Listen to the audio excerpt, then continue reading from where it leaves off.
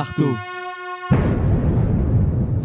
Alors Gérald Darmanin a beau montrer les muscles et annoncer que nous allons reconduire à la frontière tous les sans-papiers qui n'ont pas le droit d'être sur le territoire français.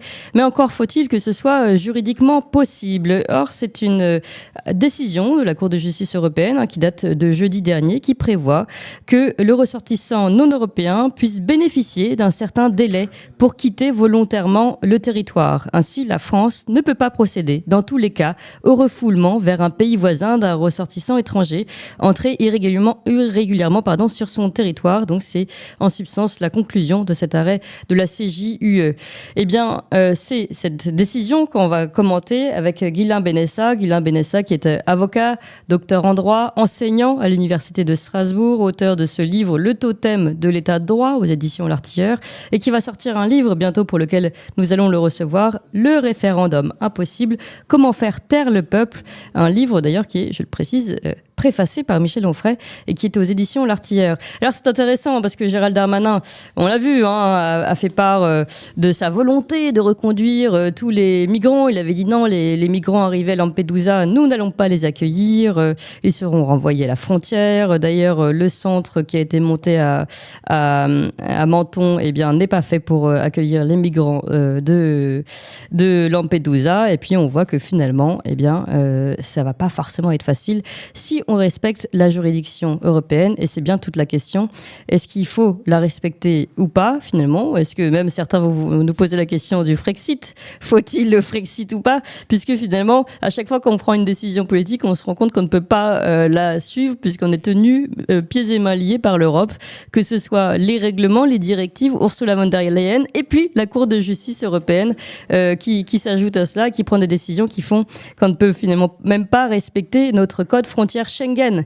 Voilà, donc en résumé, cette décision vide de sa substance les effets des refus d'entrée, puisque aujourd'hui, nous avons des refus d'entrée, mais qui ne peuvent pas être mis en application. Voilà toutes les questions qui se posent. Et pour ce coup de marteau, nous retrouvons Guilain Benessa. Bonjour Guilain Benessa.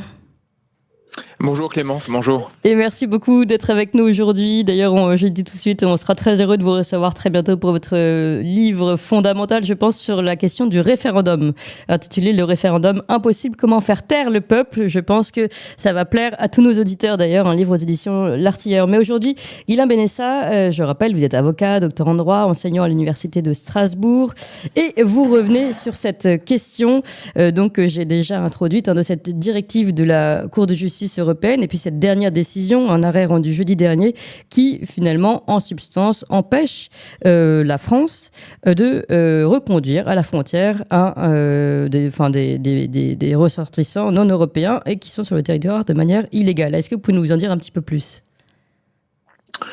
Oui, alors c'est une décision qui est malheureusement d'une tristesse, j'allais dire, qui est parfaitement cohérente avec la position habituelle des cours européennes.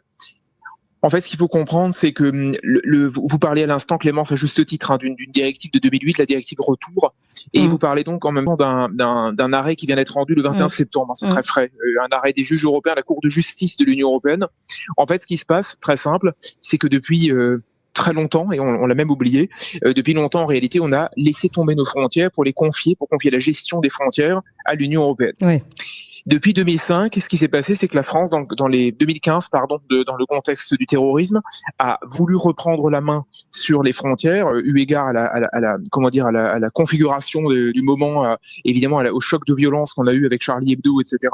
Donc en fait, on s'est habitué à tenter de reprendre la main. Donc c'est dans cette reprise en main que Gérald Darmanin s'est montré le plus musclé ces derniers temps, en tout cas d'apparence, en disant voilà, on prendra pas les migrants, et donc dans le cadre de Lampedusa, a notamment répété il y a quelques jours encore qu'il n'est pas question que la France prenne les ressortissants venus d'Italie, dans la mesure où on en a déjà suffisamment, et tente de les repousser. Et en fait, ce que dit la Cour, qui a été saisie, la Cour de justice européenne, qui a été saisie par le Conseil d'État français donc, qui lui-même a été saisi par des associations, par une batterie d'associations françaises, c'était de contester la façon dont la France tente de gérer ses frontières, eu égard à l'existence d'une directive européenne qui conditionne l'entrée sur le territoire français à partir des règles européennes. Et en fait, ce que dit le juge européen, c'est extrêmement simple. Le juge européen dit, vous ne pouvez pas expulser, y compris les illégaux tels que vous le souhaitez, dans la mesure où la directive 2008 impose le respect d'un certain nombre de procédures qui sont relatives précisément à l'entrée des migrants, y compris en situation irrégulière. Ça veut dire qu'on ne peut pas faire ce qu'on veut à nos frontières, on est obligé, on est contraint de respecter les normes européennes qui imposent le fait qu'avant d'expulser, vous devez laisser le ressortissant, intégrer les voies de droit françaises et donc pouvoir se retourner en quelque sorte avant d'être expulsé. Ça veut dire concrètement, et on le sait depuis longtemps, on ne maîtrise pas nos frontières parce que l'Europe nous impose tout simplement ses règles à nos propres frontières. Oui, mais c'est aberrant en fait, parce que dans ce cas-là, on ne peut même pas appliquer nos propres règles, on ne peut pas protéger nos frontières, et tout ça selon des fondements européens qui se contredisent eux-mêmes, puisqu'on est quand même censé aussi, avec l'Europe, aujourd'hui, régler le problème justement de l'immigration de l'immigration illégale, et ça fait partie des annonces qui ont été données notamment par Ursula von der Leyen et Giorgia Meloni dernièrement à Lampedusa. Donc on nous dit contrôle, et puis finalement on se rend compte qu'il n'y a aucun contrôle et que c'est une passoire, et que la passoire ne permet même pas aux États derrière de faire fonctionner leur propre jurisprudence et loi. C'est complètement. Vous savez, il y a un élément factuel très récent qui est très parlant. Vous savez qu'on parle depuis quelques années de Frontex. Frontex, qui est donc l'agence en charge de la gestion des frontières au niveau de l'Europe. Moi, ça me fait toujours. Je me permets juste une incise, ça me fait toujours un peu rigoler quand on dit la frontière extérieure de l'Union européenne, parce que cette fameuse frontière extérieure de l'Union européenne, c'est surtout la frontière de tous les États qui composent l'Union européenne, dont notamment notre frontière française. C'est-à-dire qu'on c'est toujours un vaste baratin lorsqu'on parle des frontières européennes, parce qu'il faut rappeler ce qu'elles sont quand même. C'est la frontière de tous les pays qui sont concernés à chaque fois par des problèmes de migration, que ce soit en l'occurrence l'Italie et la France. Tout ça pour dire que cette supercherie prend ce stratagème, cette supercherie transfrontieriste de l'Europe se voit extrêmement bien précisément dans le fonctionnement de Frontex. Frontex est donc, on va le dire comme ça, globalement un garde-côte européen, une police des frontières européennes. Et Frontex a le directeur de Frontex, qui était Fabrice Leggeri, un Français, a été poussé vers la sortie il y a peu de temps, poussé vers la sortie il y a 2 ans maintenant, parce que il était justement l'un des rares à avoir tenté de faire de Frontex autre chose qu'une espèce d'accueil de migrants en situation irrégulière, et donc une espèce autre chose il le disait comme ça à l'époque, je crois, qu'une agence de vérification des droits fondamentaux des migrants.